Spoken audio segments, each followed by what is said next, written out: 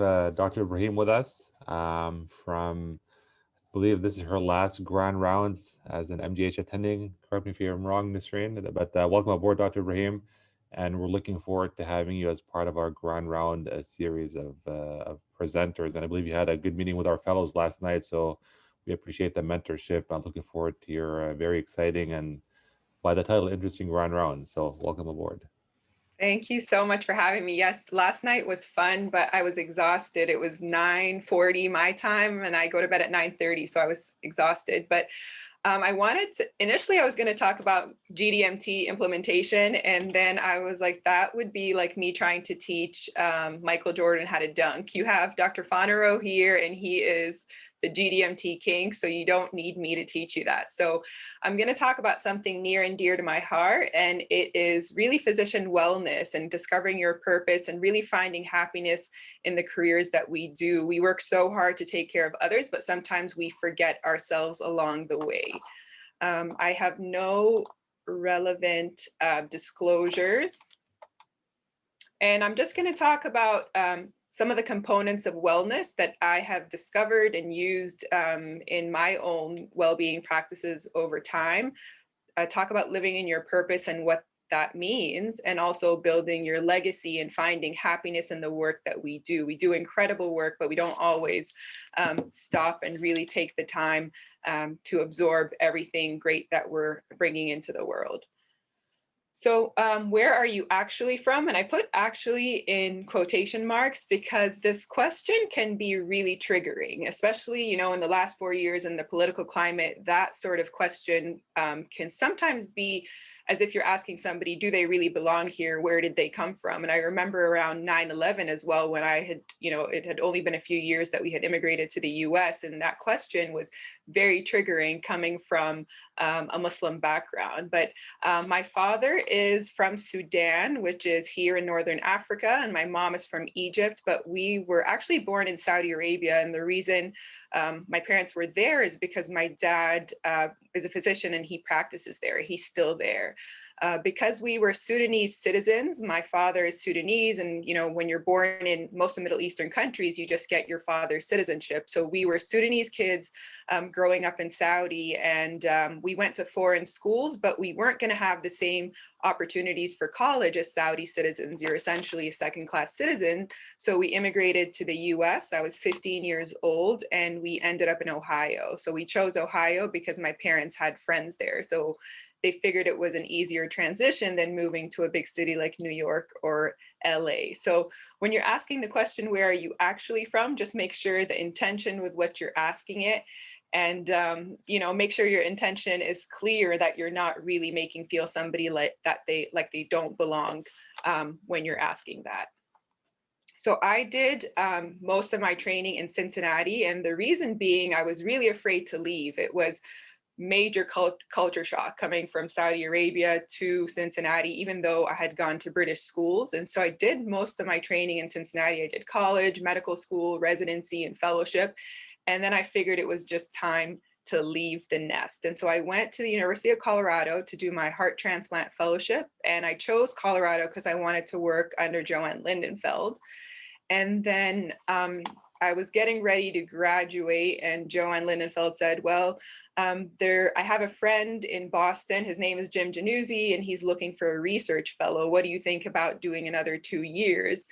And all my parents could think of was like, oh no, more training. How many more graduations do we have to come to? And they said, you don't always get a chance to go to Harvard. So definitely you should consider that. And that's what I did. So that's how I ended up here. The transition from Denver to Boston was pretty awful. And I would say because Denver is a cold city, not just temperature, the people are very different. So imagine coming from the Midwest initially, Cincinnati, and then Denver, sunny, and everybody's pretty much perpetually high and happy. So this was a very difficult transition. And then I started really thinking more about my wellness, because I thought I was doing well because I partied all of med school. I had a very active social life, but then this transition was difficult. And I remember this was one of my first blogs that I wrote with the American Heart Association, with American College of Cardiology. And I just wrote about the things that are important to my personal wellness. And I wrote this while I was on vacation. And then I wrote, one of the things was, all the tasks that we end up doing, I didn't go to med school for this task, the things that we do in EPIC and all the paperwork and the things that have nothing to do with patient care that lead to burnout.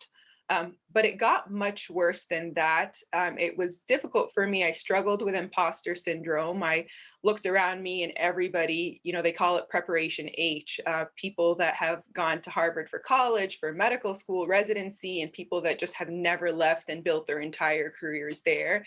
And so there was this sense of not belonging. And part of it was me, my confidence, and not, even though I felt like I was clinically well trained, I didn't have much of a research background. But then it was also people saying things like, oh, is that how they do it in Cincinnati? Or is that how they did it in Denver? So it was a very tough time. And it was the first time in my life that I can say I was clinically depressed. And the biggest thing with depression in physicians especially is, you think about the stigma of depression, like we're supposed to be the superheroes, we're supposed to be the ones that never break. And what would it look like to my patients that now I was the patient that needed help? And so I ignored it until it was not tolerable anymore. And then the other thing I was worried about was putting it on my medical licensing. And now did I have a disability that I would need to put on my paperwork? And so I was walking to work one day and I was just in the intersection, and this was the lowest low when, the winters start at the winters, the days are short. There's no sun. You go to work and it's dark. You come home and it's dark by 3 o'clock.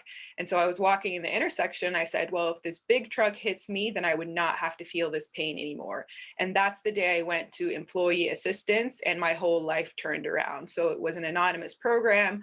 They connected me with the right people. And it took several months before I started feeling like myself again. And that's when I said, we have to talk about wellness. And that's when it became really important to not just me, but to reach out to my trainees that I could see the same signs in them that I had seen in myself. So when I talk about wellness, I look at it from 5 different components. And I'll talk a little bit about all of these, but they have to really do with your personal health, your human connections that you have, and then things like career and money also play a part in our overall wellness, but we just never talk and never really think about these things. So Health Spark, I talk about the importance of emotional health. So that is depression and anxiety. And this has been an incredibly rough year for everybody, not just the frontline healthcare workers, including, the custodians that go into the patient's room that have COVID and cleaning those rooms so that the next patient can come in. And really, they feel like they don't have a choice but to be there. So this year has been very anxiety provoking. A lot of people that didn't have depression had depression. We heard about lots of physician suicides. And so it becomes important to have that foundation and to talk openly about these things. Physical health, we are all cardiologists, so you live longer when you exercise, but also spiritual health. And it's not necessarily religion, because I don't really like to talk about religion. That's a very personal thing. But what is it that you have inside of you, something that's bigger, that you're able to connect with and disconnect from the world we live in? And most important is self-love. As physicians, we're really tough on ourselves. We take our losses personally. It takes us a long time to recover from these hits. But as you get better, as you work on the inside, as you work on your emotional well-being, those hits aren't so bad as they were when you weren't feeling your greatest.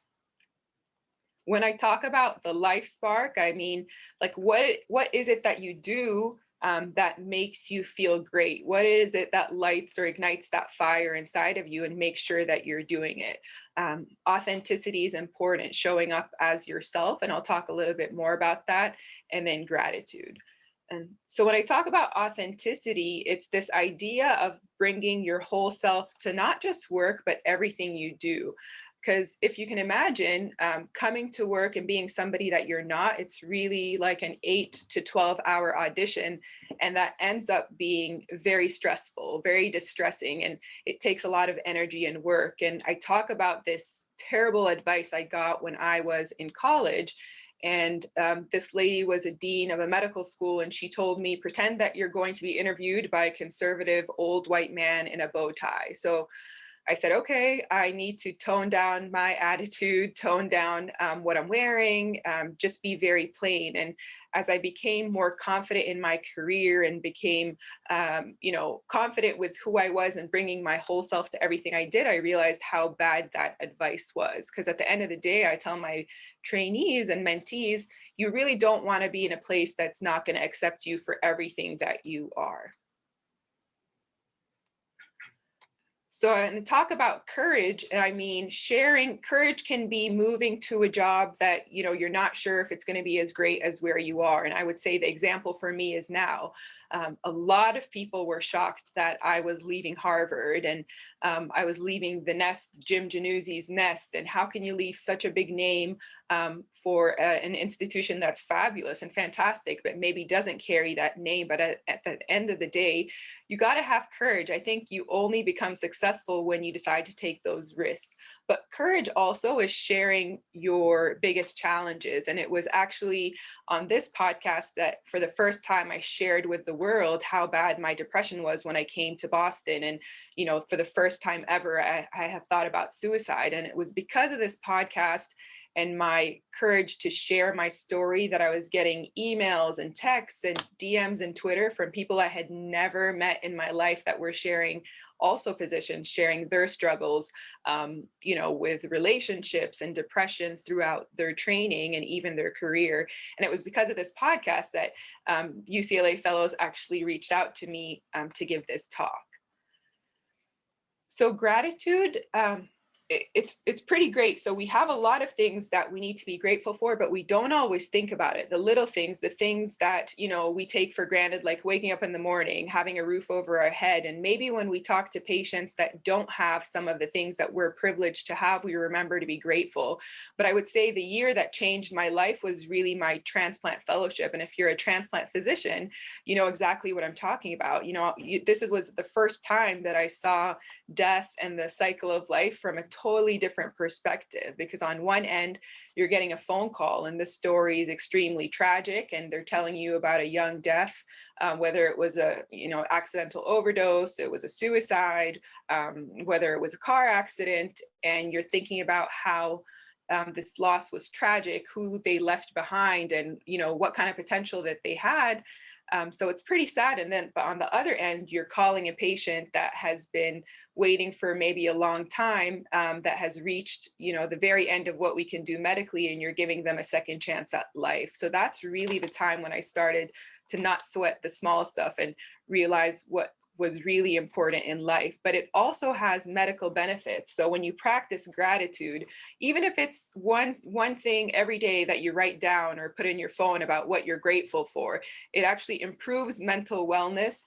It increases empathy, it reduces anger and depression, and improves happiness and satisfaction. So it's something I've incorporated in my daily life.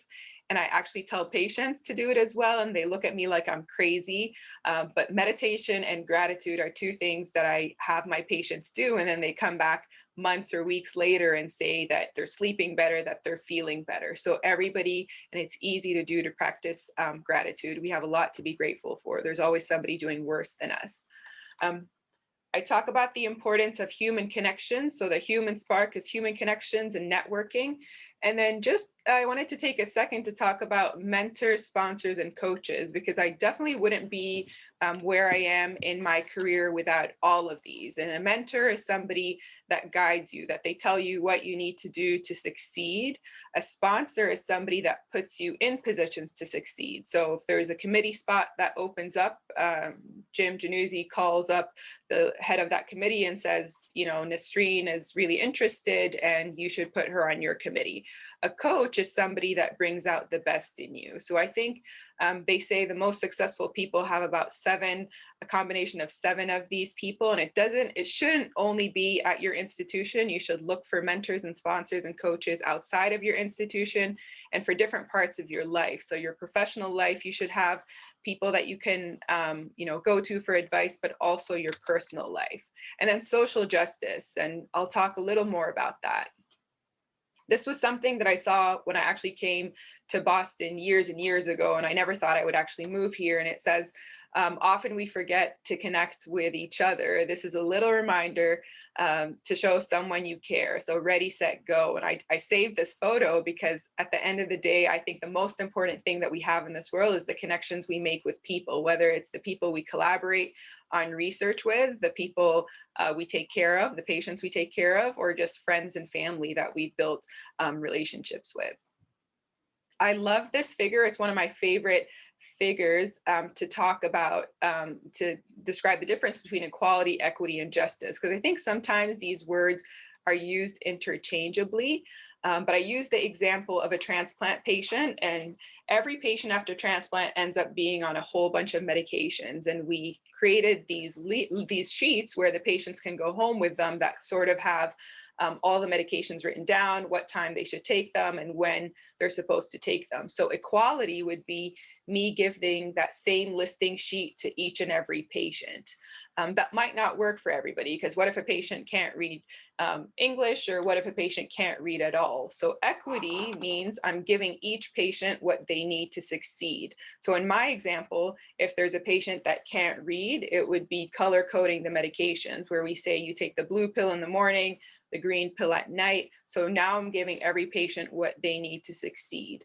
Justice means that our country has educated everybody so everybody can read, so then I don't have to make any of these provisions, that we all have access to the same things. Justice is the overarching goal, and that's what we should all be working towards.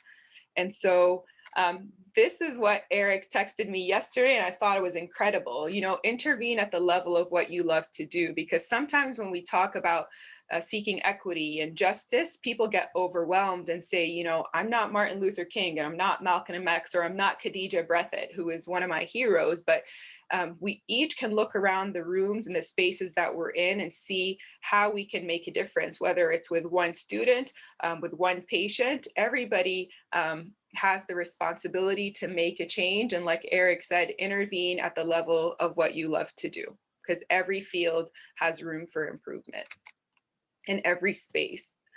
I love LeBron, and it's not because he's a fantastic player, but it's because he's used his privilege and his platform for good, from building a school in Ohio to building those voting booths so that more people can vote.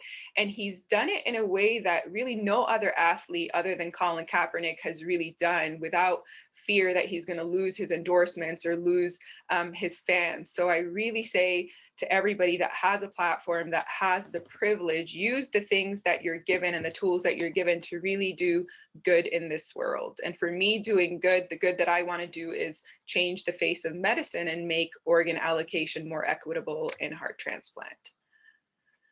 So this was in 2017, there was this really incredible 7-part series in the Boston Globe, and they were talking about racism in Boston, and it was in different venues. So there was one, I think there was one series about sports and racism in sports. One was about housing, but the most striking and gut-wrenching one was the one about healthcare. And even the title is gut-wrenching: color line persists in sickness and in health. And I had read this when I had first moved here, and I was kind of shocked. And if you see here, it says patients fly in from all over the country to get care at Mass General, yet most Black Bostonians don't travel the 5 to 10 miles from their neighborhood to take advantage of the hospital's immense medical resources. So these are, structural problems in Boston, and they're not unique to Boston, they're everywhere. But if you look at Mass General, when you're coming from especially Black neighborhoods, Mattapan, Dorchester, Roxbury, there's no easy transportation to get to Mass General. And then also insurance coverage. MGH doesn't cover many insurances that Black and Latinx patients have. So these are what we call the structural things that lead to these inequities. So I found this very striking, but what I found more disheartening was the very low number of Black and Latinx patients that are transplanted in Boston. And I had been talking about this for a year and a half, and jumping through hoops and showing people numbers and saying, what are we going to do about this? How are we going to change this? And so I made sure to look at all the transplant centers in Boston. I'm at Mass General, and I knew if I just showed them Mass General data, then they would say, well, maybe Black patients prefer to go to Tufts or to the Brigham. And it's clear here that they don't go anywhere. They're just not transplanted. And it's from my institution, it was clear that we needed to do much better outreach. So it took me a year for people to listen, but I was relentless. I have a notepad of all the people I met with at Mass General, because at the end of the day, they don't want to just see the data. They want to see, so show me the data. What are your solutions?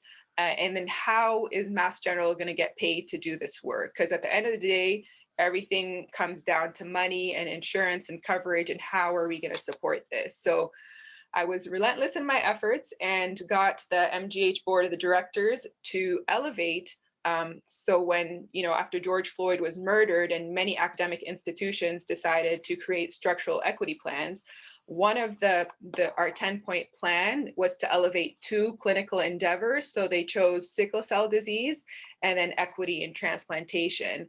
And we ended up saying it wasn't just a heart transplant, let's get kidney and liver on board. And they gave a good amount of money for at least 5 years to start this endeavor. And unfortunately, I got this money, and then I got a call from Chris O'Connor at Innova, but it wasn't enough to keep me, but I've passed the torch to people that are going to carry this through. And these are the neighborhoods that I named: Mattapan, Roxbury, Dorchester, because these are neighborhoods that are primarily Black. And my proposal was to build guideline-directed medical therapy optimization clinics in those communities and do this in person and via telehealth, and then identify the patients that don't improve with GDMT optimization, because if we put patients on the appropriate GDMT, we know we're going to reduce morbidity and mortality. And if patients don't improve, then we can bring them to Boston for ICD, CRT, or advanced therapies evaluation. So I think for me, that was a huge win and a huge lesson in, you can't just show the data. You have to have a plan with how you're going to fix it and figure out how it's going to pay, how the hospital is going to get paid.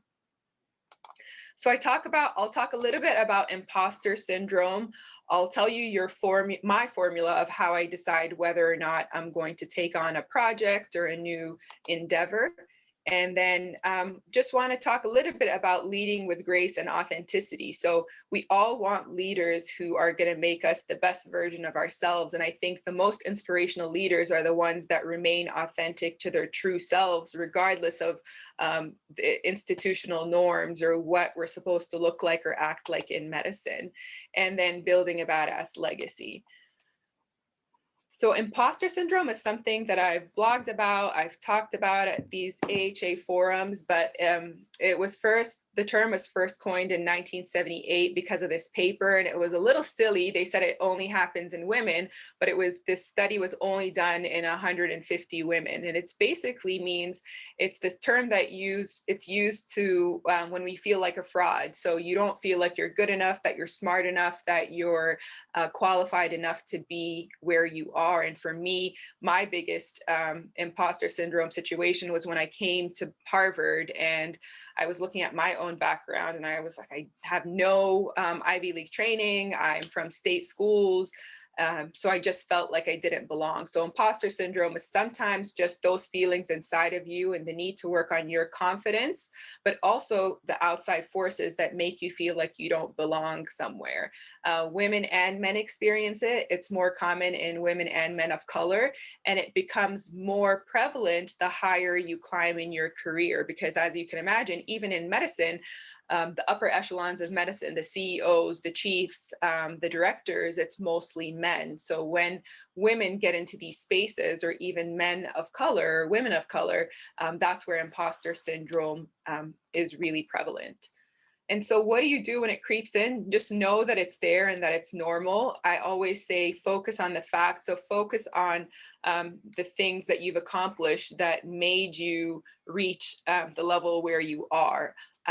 Look to your mentors and sponsors. I say when you have really excellent mentors and sponsors, and I've been so incredibly lucky to have incredible mentors and sponsors, they see something in you that you might not yet see in yourself. So you just have to trust that they put you in these positions for a reason. And then just don't be afraid. Sometimes when I get invited to do something, I remember I got invited to record this guideline directed medical therapy talk, and it was actually with Dr. Fonero and Jim Januzzi, and I was freaking out, like, I'm going to embarrass them. These are two like gods of heart failure. And so I just said, okay, Jim trusts me enough to put me on this live recording. And so it went fine, but it's just this fear that you have to recognize and crush to be able to keep moving.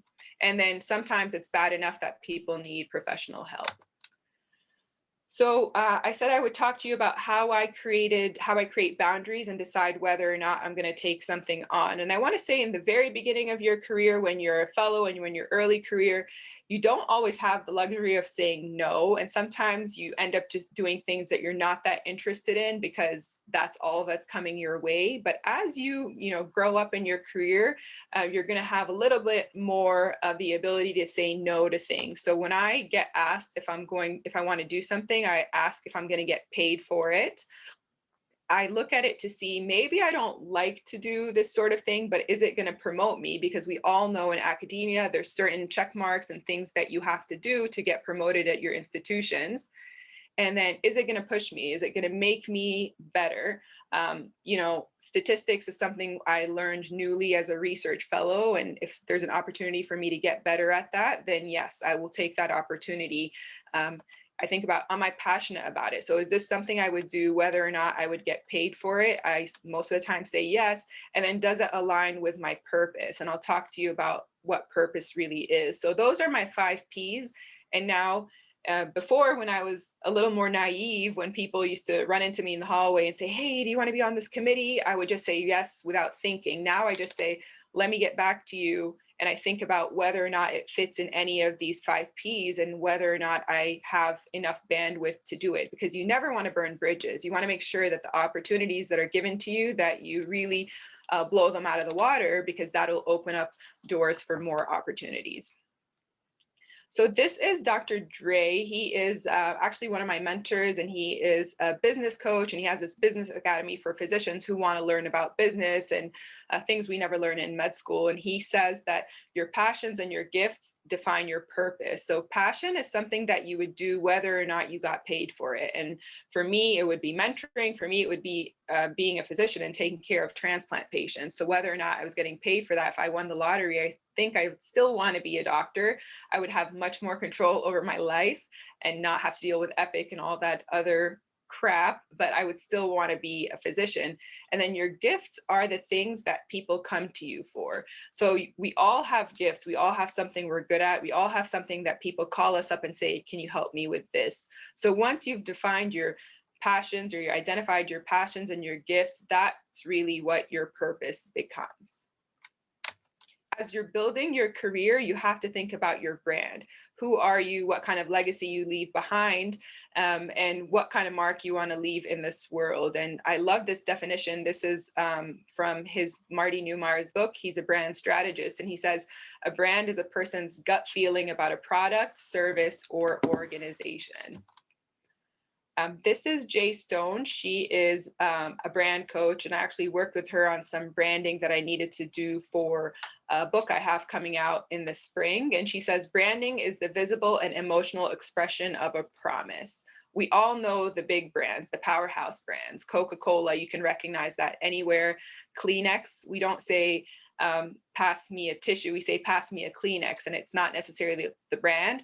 And then we all say you're going to Google something, or you're pretending to be a Google MD. So this is what you want to create for yourself. We also know what's a personal brand is. So when we think about somebody like Kobe, we think about championships and winning and Mamba mentality and how he literally crushed everything he did, but also cared very deeply about his family. So when you think of a personal brand, we think of, I keep talking about sports, but like a Michael Jordan, a Colin Kaepernick, look at the brands they've created.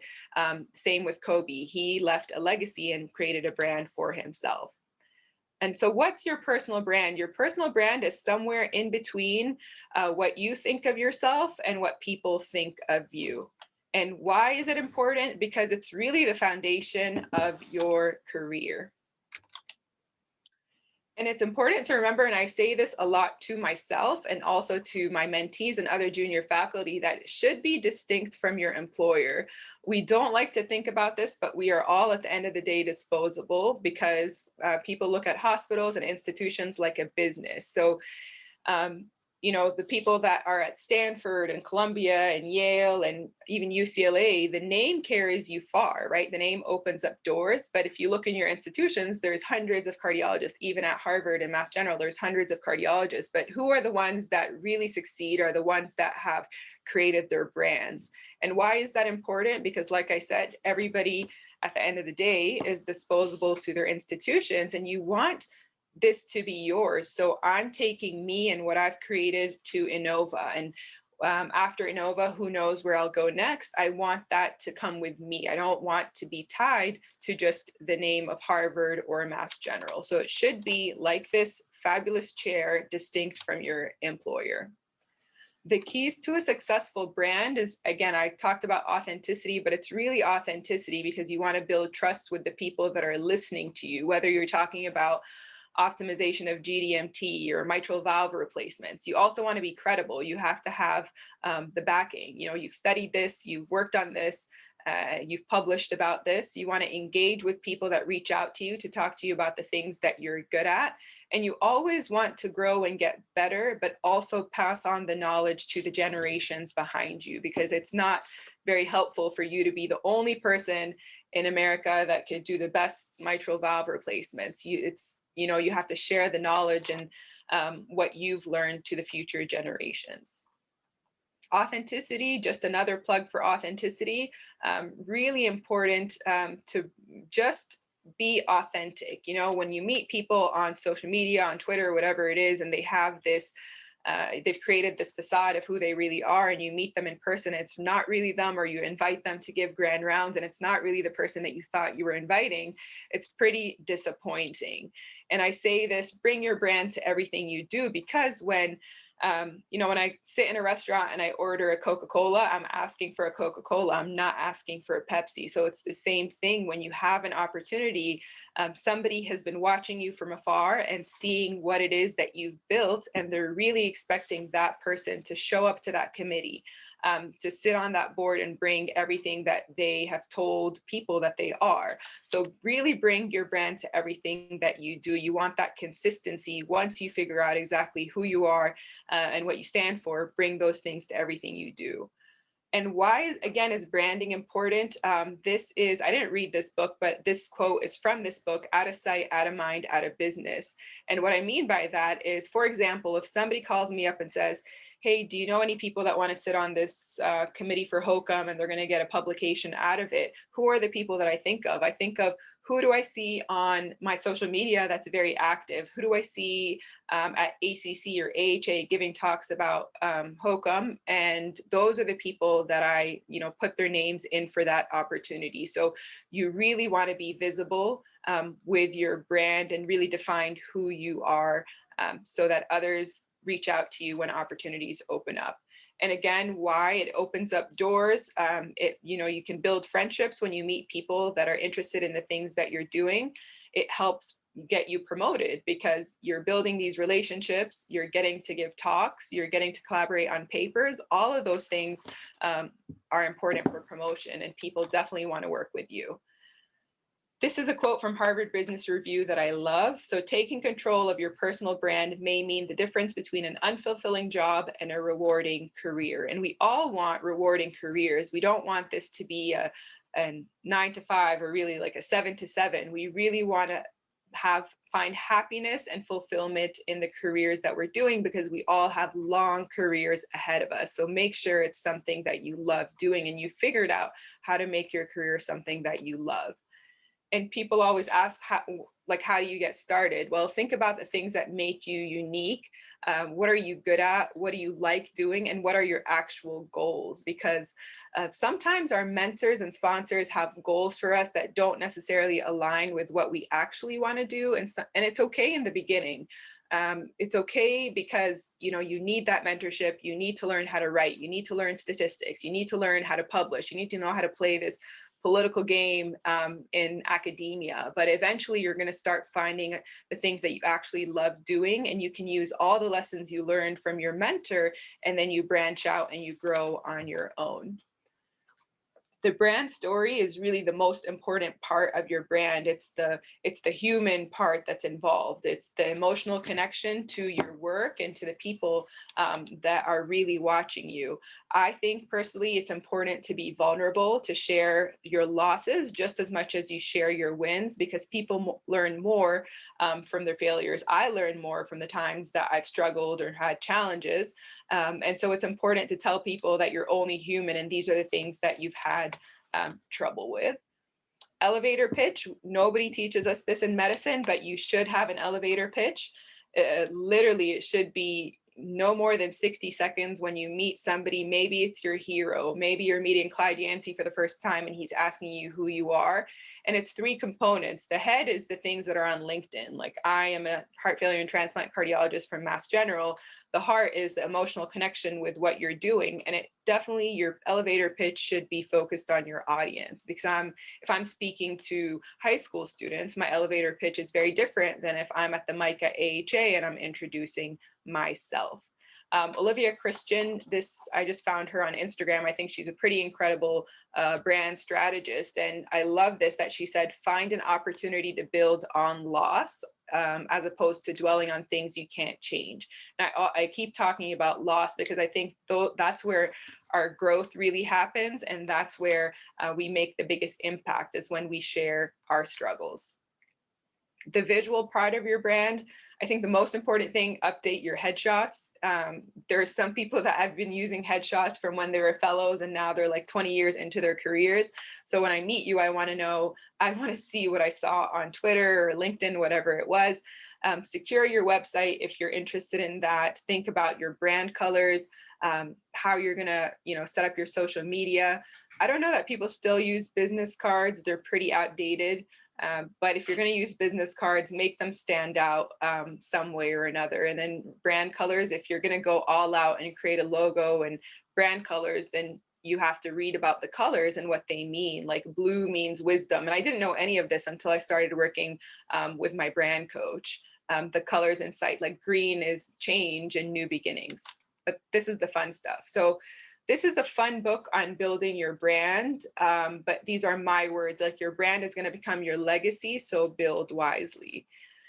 And when we talk about legacy, this is my favorite quote, because we can't all afford, to have a big building at Stanford named after us, or a giant scholarship in our name, but your legacy is really every life you touch. So you meet a student and you guide them through residency and fellowship, and now they are an interventionalist and they're out saving the world.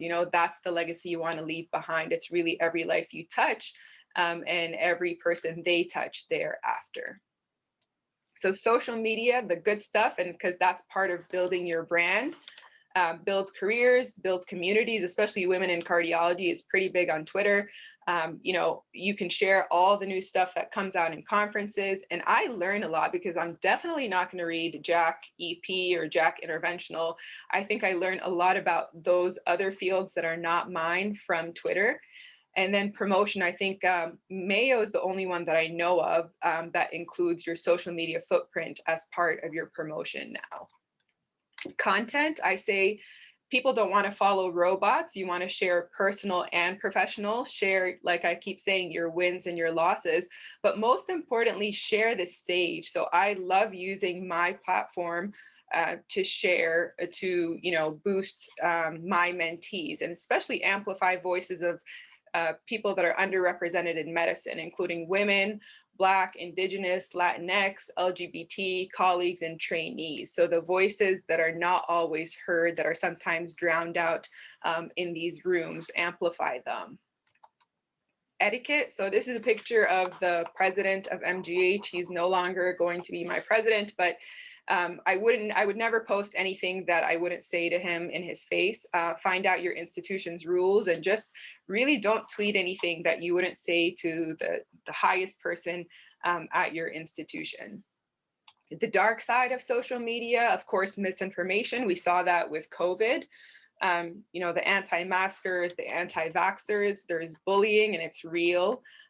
Twitter mobs, I'm sure some of you have heard of those, and then cancel culture. But I also say, is it really cancel culture, or are we holding people accountable for some horrible things that they've done? And then of course it's a time suck. For me, I turn all my notifications off and I only check it when I'm bored or when I have time. So turning notifications off is great.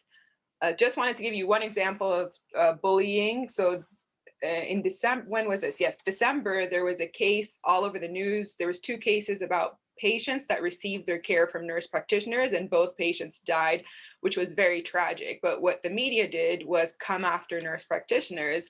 And I know for a fact, most cardiology divisions would not be able to run without nurse practitioners. My primary care provider is actually a nurse practitioner. A lot of my friends are nurse practitioners. Our heart transplant program would not run without nurse practitioners. So I put this tweet out in defense of nurse practitioner and I literally got destroyed. So I think I screenshotted this maybe a few weeks ago, but people were not happy and they were pretending like I was saying that, nurse practitioners will replace physicians, and that's not true at all.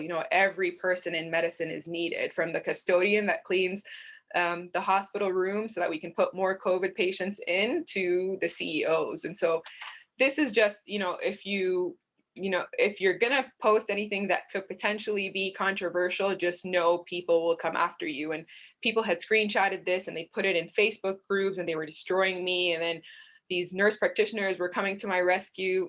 At the end of the day, all I did was mute this and people were just fighting amongst themselves. So use the mute button, use the block button. Just know if you're going to post anything that could be potentially controversial, you will get bullied.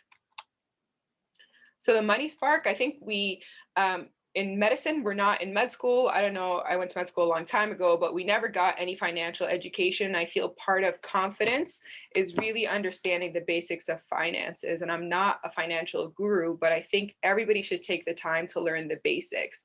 You should have a plan. You should learn how to budget. I don't think you should just depend on your partner or your spouse to take care of this. I think especially this is for women. We need to be more empowered with our finances. As we start making more money, you should have people that are going to help you, because again, we didn't go to school for this. Imagine if you can picture how long we went to school to just get to where we are today. There's other people that went to school to be accountants and financial advisors. Use them.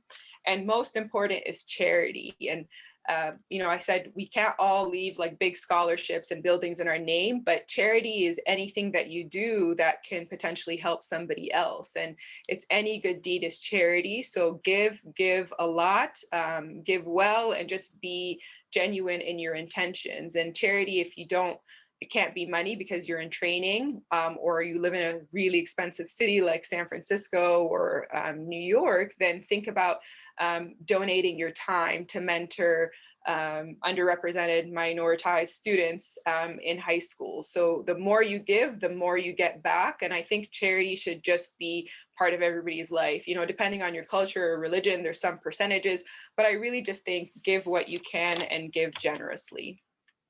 So my closing advice is your well-being comes first.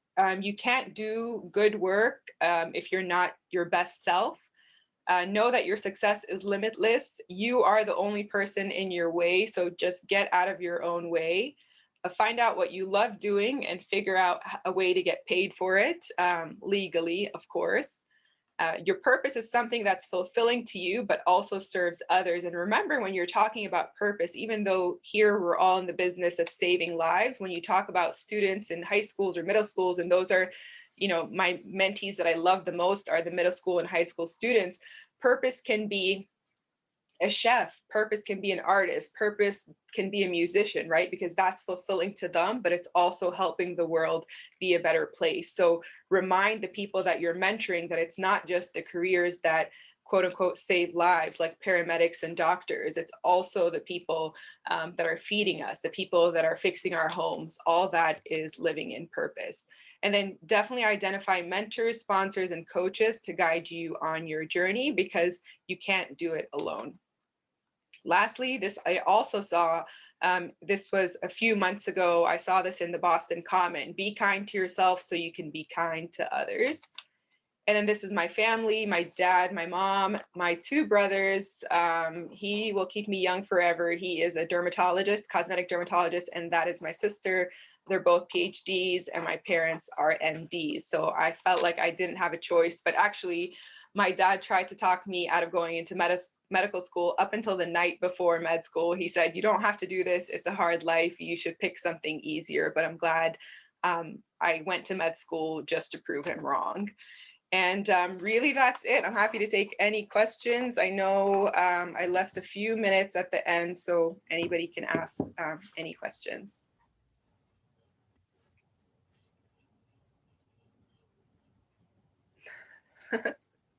Oh, Janet, you came on.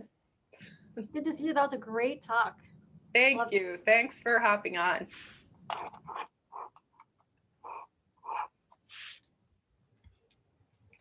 Thanks, Nasrien. That was a great presentation. I had a question, I think, for more for our fellows and our junior faculty. I know, you know, branding yourself is always a touchy subject. I mean, how do you walk that fine line, whether you're in private practice or an academic job? Some advice for our junior faculty and our fellows. But why is it a fine line?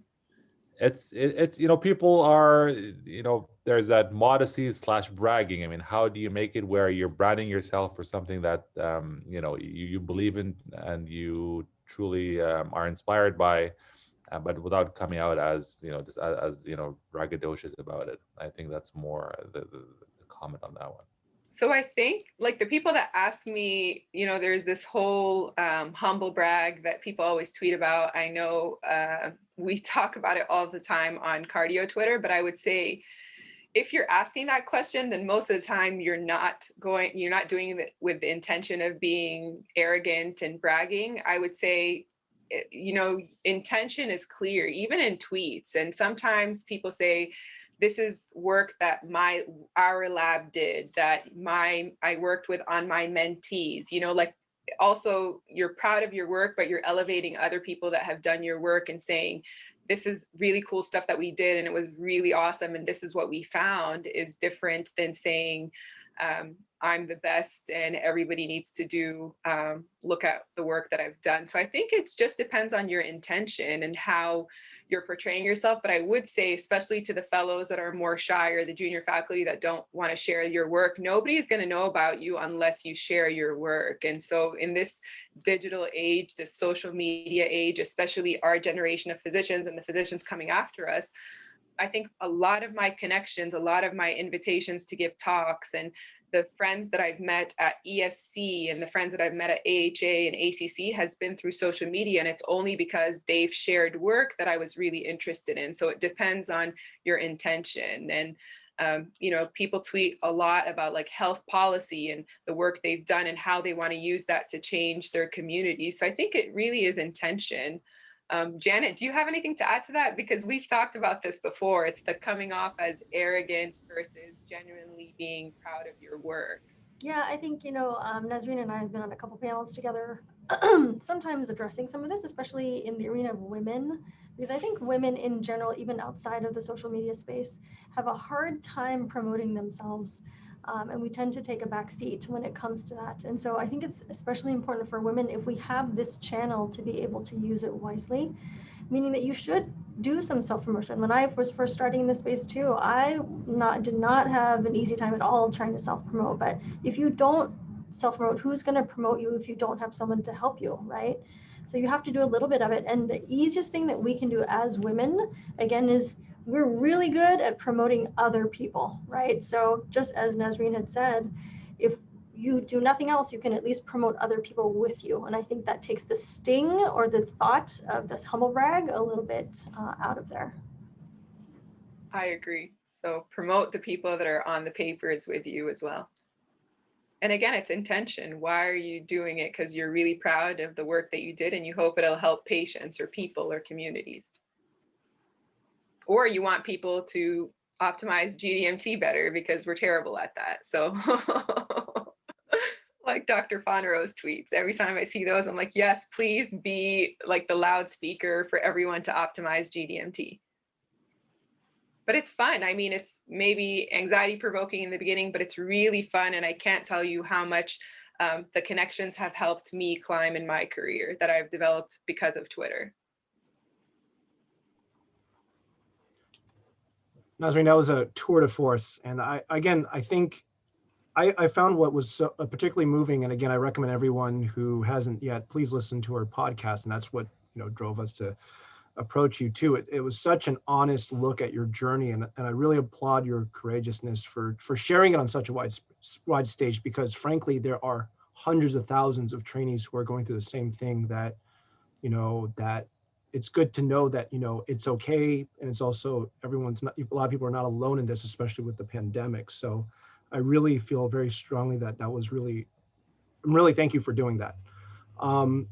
I guess the one fun broad question I have is, and for our trainees as well, and this is obviously a huge non-specific question, but looking back at the Nasrien, like maybe pre-Harvard's, 5+7 years ago, what do you think you would have done differently in your journey, knowing what you know now about everything you've talked about in terms of your own wellness, making sure you protect your own health and your own professional well-being? What are some things you think you would have liked to have done differently, or even more so kept the course, or you really like to have kept going? So I always had like a really great social life, and I always made sure to prioritize my life outside of medicine. Most of my friends are actually not physicians. I hang out with like lawyers and teachers and artists, because I just feel like sometimes when you end up hanging out with physicians, that's all we do. We just talk about medicine and the hard cases. So I really like to disconnect, and I've done that my whole career, like since starting medical school, is finding hanging out with people that have nothing to do with my job and are not going to ask me like, hey, how did that transplant go? Depression runs in my family. I have a brother with bipolar that has struggled, so I know it kind of ran in my family.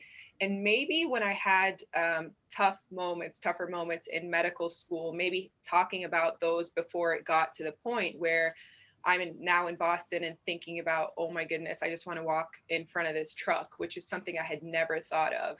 I think, when you have the low moments, is talking to people about it and figuring out how you can do it anonymously to make yourself comfortable. I know at Mass General, they have provisions in place where we go somewhere where pretty much nobody can see us and we get to talk to people. That's how I felt brave enough to get help. But I think it's on us, as attendings, to talk openly about these things, to recognize the signs of trainees that maybe are, you were told they were superstars and they were fantastic, but now they're just disengaged and not doing well. It's reaching out. And I've tried to make that, be very intentional about that. being, when I'm noticing somebody's not doing as great as they normally do or not looking so great. And then just being like kind and showing grace and compassion. We're just human beings. And if somebody's just had a baby and, they need more time at home, just showing them that grace, because what's another few more months of training, right? So I just think we all need to be kind to ourselves and everybody around us, and figuring out what it is that you like to do to disconnect. So when it was actually my leadership coach that told me about meditation, I just laughed and I was like, I'm never doing that. What do I look like? Those people that go to those like retreats and stuff. And then I started doing it and I loved it. It's like a way to completely disconnect and really just have that, empty your mind from everything. But I would say being proactive, thinking about things, and when you're not feeling great, reach out to people that you trust and can lead you in the right direction before it would get to the point of, I'm going to walk in front of a moving truck. And I would say that podcast, when I recorded it, I almost was going to tell them not to release it because I was worried about, would somebody not hire me? Like if Chris O'Connor heard that podcast, would he be like, no, she's crazy, we're not going to bring her to Innova? And then I said, you know what, screw it. This is really what the problem is in medicine, that we don't talk about things. My brother, the bipolar one, actually dropped out of Yale. He took time off. He had his first manic episode before he got to Yale. They held his position for a year. And then when he got to Yale, it was just, again, another Ivy League situation that's like extremely toxic. And he just decided medicine is not for me and wanted to protect his mental health, and ended up getting a PhD, which was a much more forgiving environment. So we talk openly about this. It was actually hard because, again, I have like North African parents, and this is shameful and we don't talk about these things. It's not, they didn't look at it like it was diabetes or hypertension. So I also think for cultural reasons, people are afraid to speak, but we had to train our parents to be okay with us talking about these things, because when sharing those painful things, it's healing for us. Like my brother blogs about it, and he talks about his success in managing his bipolar disorder and being a really successful pharma person. So I think it's just being transparent.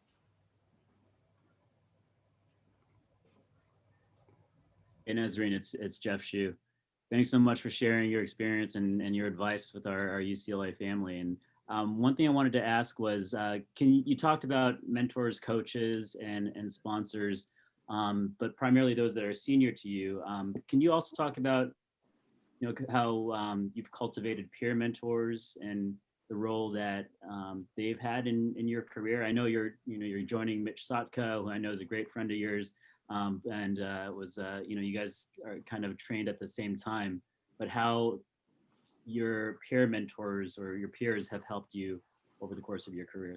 Yeah, and I think peer mentorship definitely had a huge role in my career development and continues to have a huge role. And I think the most important thing is to not be selfish. So if you have an opportunity and you have the chance to bring somebody on it, I always pick people that are my level. Like there was an opportunity to do this heart failure educational series. So who did I look at? I brought Khadija Breathitt and Alana Morris, both who are similar career stages. So it is giving opportunities and not just being on the receiving end of everything, and finding people that have similar interests. But I think the most important thing is, if you're going to ask people for the opportunities, even though they're your peers, is you should share opportunities as well. And unfortunately, there's a lot of selfish behavior in our field, and we need to kind of get past that, because the more people that are doing good things, and there's power in numbers. So if I have partnerships with people that are similar career stages, we can do much more things. And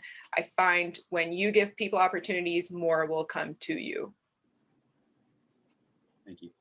And it's fun, right? It's like, hey, we're going to write a paper and we're not going to have one of like the giants of cardiology on it, and let's see where we can get it in, right? It's fun. And it makes going to conferences a lot more enjoyable too. Definitely, to have friends, like true friends in your field that you trust, that you can understand exactly where you're coming from.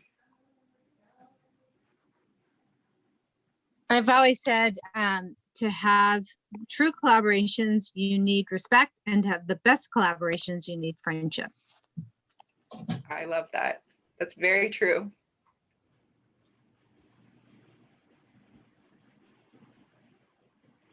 All right. I don't know if anybody has any more questions, but it's 4 o'clock.